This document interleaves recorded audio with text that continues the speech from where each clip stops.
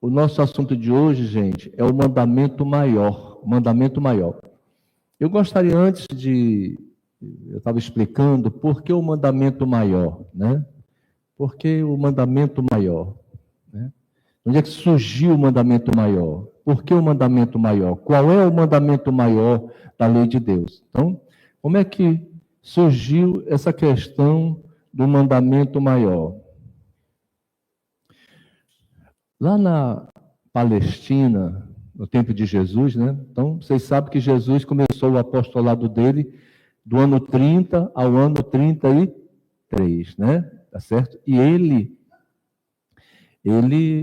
morava, né? Escolheu para morar uma cidade do norte, lá da Palestina, chamada Cafarnaum. Por isso que todas as vezes que as pessoas perguntam, de onde é que tu é? Do norte. Jesus é lá do norte, então no norte só tem gente boa, bonita, não é isso? Não é verdade? Então, então ele morava lá em Cafarnaum, na cidade de Cafarnaum, na região da Galileia, ok? Lá no norte da Palestina. Na Palestina nós tínhamos o norte, nós tínhamos a região central, que era Samaria, e o sul, que era a Judéia. Então, Jesus muitas vezes desceu do norte para o sul, quando ele ia até Jerusalém, ok? E quando ele chegava em Jerusalém, ok? Existia a claque lá do Sinédrio, ok? Sinédrio. Então, toda vez que Jesus colocava os pés em Jerusalém, a claque do Sinédrio, naquele tempo o Sinédrio tinha 70 doutores da lei.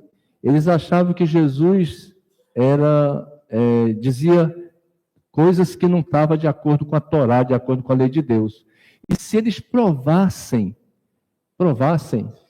que ele estava errado, eles podiam prendê-lo, ok?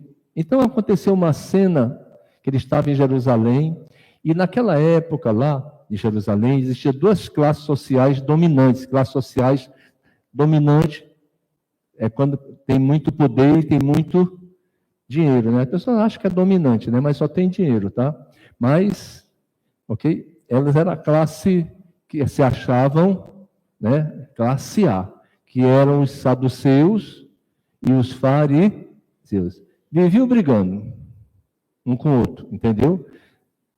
Engraçado, desde aquele tempo o pessoal briga, né? Vocês sabem por que eles brigavam naquela época? Porque eram 70 doutores da lei. Então existia doutor da lei saduceu e tinha doutor da lei fariseu, ok? E eles brigavam. Essa classe brigavam com o outro. Buscando o que mesmo? A gente briga, a gente não, né? Mas o pessoal aí fora briga atrás de quê? Poder, tá certo? Esse poder, né? A gente aqui na escola está aprendendo que o poder é para se dominar a si, não dominar o outro, certo? Mas naquele tempo eles não sabiam disso. Então, eles queriam dominar o outro, achando que isso gerava felicidade. Não gera felicidade, dominar o outro. Pois bem, e aí aconteceu uma cena que os saduceus, tá certo? Interpelaram Jesus, ok? E a ideia era, de alguma maneira, que ele tivesse um desvio na forma de dizer com respeito à lei ou à Torá. E aí Jesus deu uma resposta tão adequada, tão boa, que eles se calaram. Aí os fariseus, sabendo que ele havia dado uma resposta que calava a boca dos saduceus, foram até ele. Vamos ver se ele sabe mesmo. Vamos ver se ele sabe a respeito da lei de Deus. Aí nasceu isso aqui, ó. O que eles perguntaram para Jesus? Qual o maior mandamento da lei? Entendeu? Ok? Então, eles foram tentar para ver se ele dava uma escorregada, não respondia devidamente. Ok? Só que, já falei para vocês uma vez, que o maior mandamento da lei de Deus, que está na Torá, está no Deuteronômio está no Levítico. O que está escrito lá? Amar a Deus sobre todas as coisas e o próximo a ti mesmo. Então já estava escrito isso lá. E Jesus sabia. Então Jesus respondeu muito claro: amar a Deus e amar o próximo. Ok? Fechado? Tá bom. Mas eu estava comentando agora há pouco uma coisa muito interessante com relação ao maior mandamento, que é o amor. Ok? E eu estava comentando e vou comentar com vocês também, se está nos escutando também. Olhem só. Eu estava refletindo e comentando o seguinte: quando eu falo Deus me ama, sai maravilhoso, sai legal, é uma verdade, Deus me ama, eu tenho certeza absoluta disso, eu tenho certeza que Ele me ama. Vocês têm certeza também disso? Hã? Vocês que estão nos assistindo, têm certeza também que Deus ama? Pois é, mas só que tem um detalhe, eu estava analisando. Para mim dizer, Deus me ama, sai numa boa. Mas para mim dizer, eu amo a Deus, arranha. Pega. Não sei se pega com vocês, mas não me pega. Eu disse, rapaz, será que eu amo a Deus mesmo? Que Ele me ama, eu sei. Mas é só da boca? É disfarçado? Aí eu verifiquei que muitas vezes o meu amor a Deus é meio disfarçado. Sabe por quê? Sabe por quê? Porque se uma pessoa falar mal de mim, eu não seguro. Eu vou... Entendeu? É vocês seguro, né? Normal, né? Meter o pau em vocês lá no Facebook, vocês seguro? Legal? Ah, eu amo a Deus, aquele é um filho de Deus que está doente, deixa ele lá. Eu não seguro.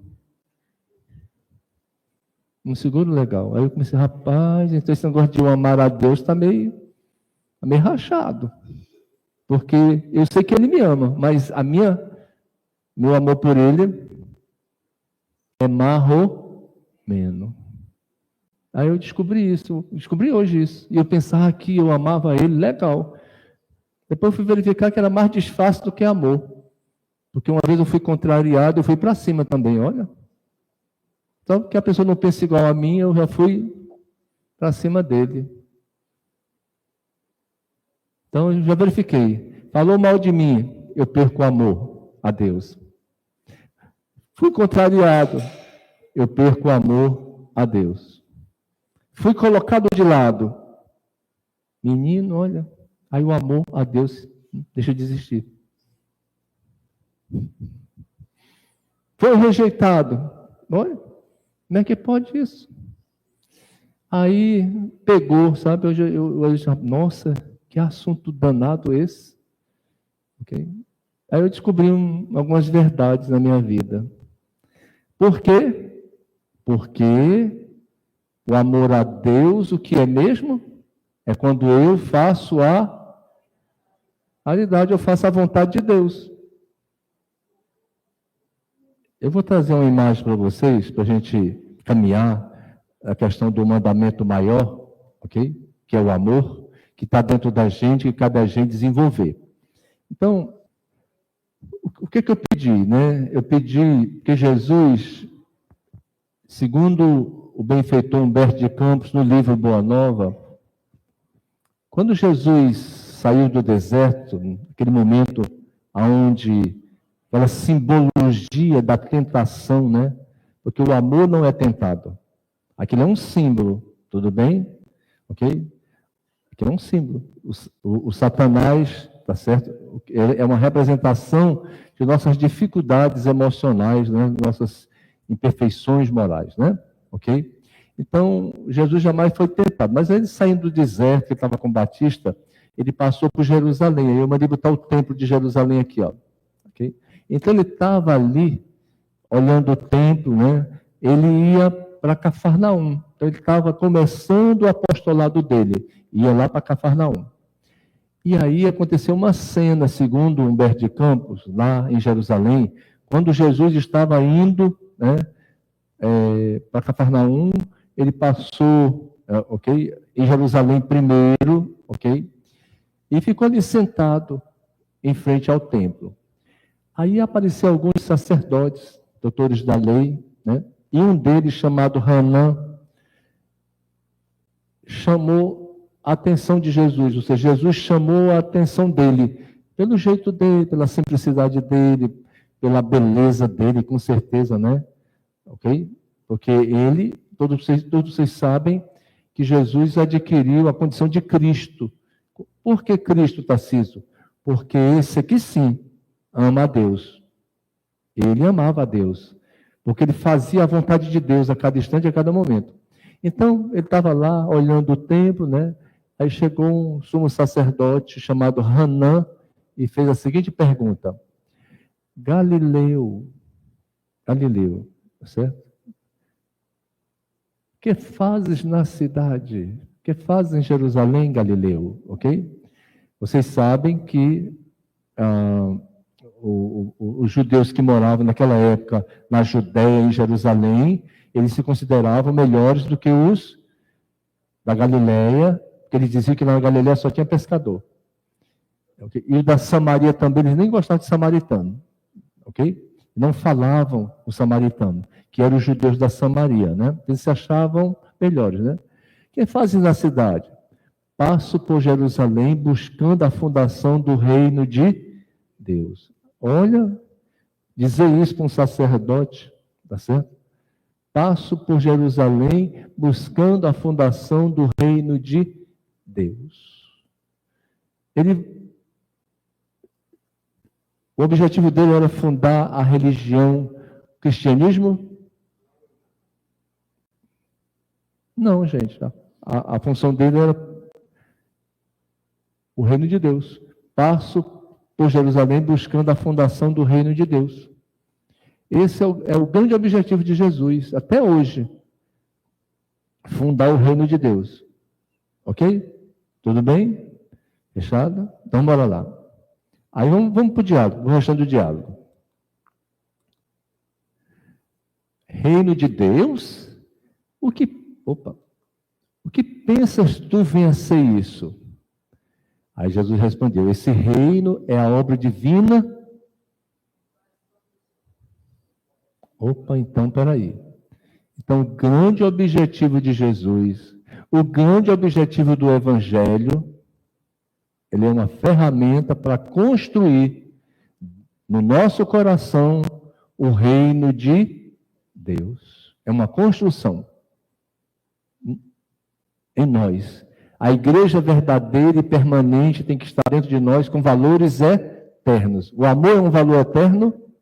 Então, eu construo o reino de Deus pelo amor, pela caridade, pelo bem que eu realizo. E o que é o reino de Deus?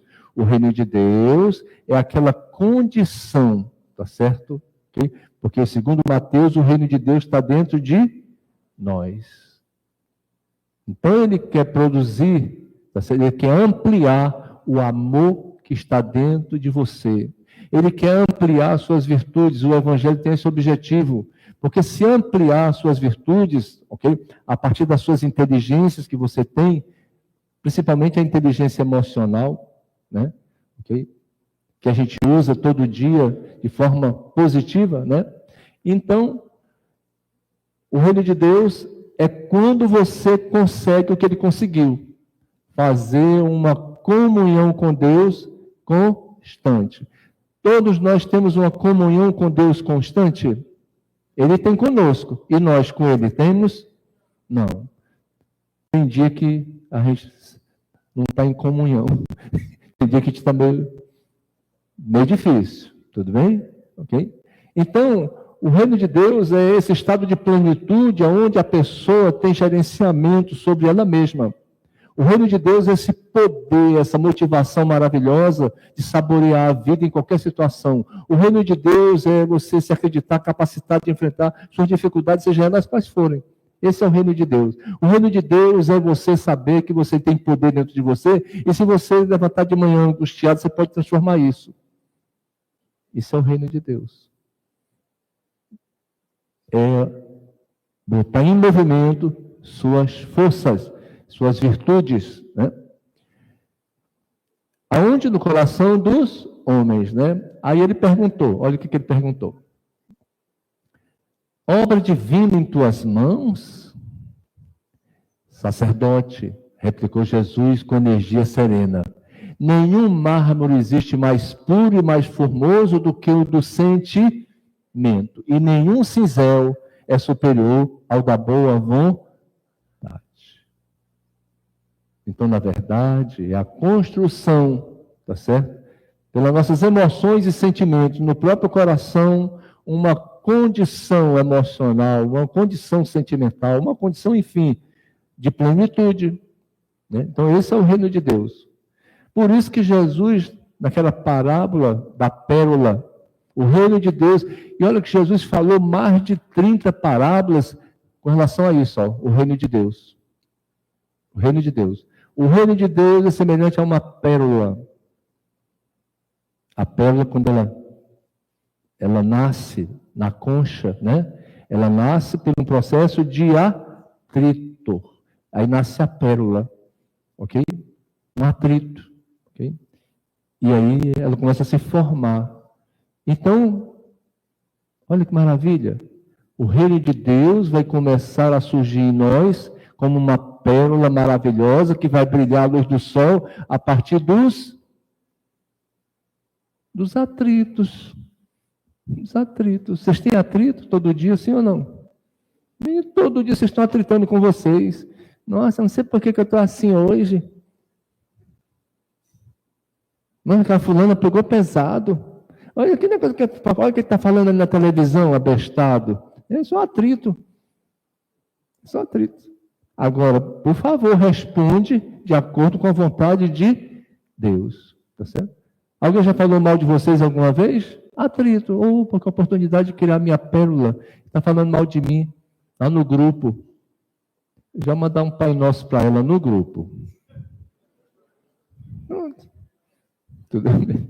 E você vai crescendo. A pérola vai brilhando. É você que vai construir. Então, esse é o grande objetivo da vida. O grande objetivo da vida é a obra mais linda de Deus na terra, se construir, que é você. A igreja verdadeira de Jesus tem que estar dentro do seu coração, aonde você estiver. Procurar fazer a vontade dele. Esse é o grande espetáculo, essa é a grande luta.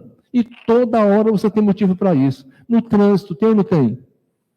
Trânsito, tem. Não é aquela pessoa que vai na frente para tu aprender paciência devagar? Nossa, mas rapaz, você não sai daí. Eu ia a 10 daí. Mas aqui é para ir me dar 60 e está a 10. Estou.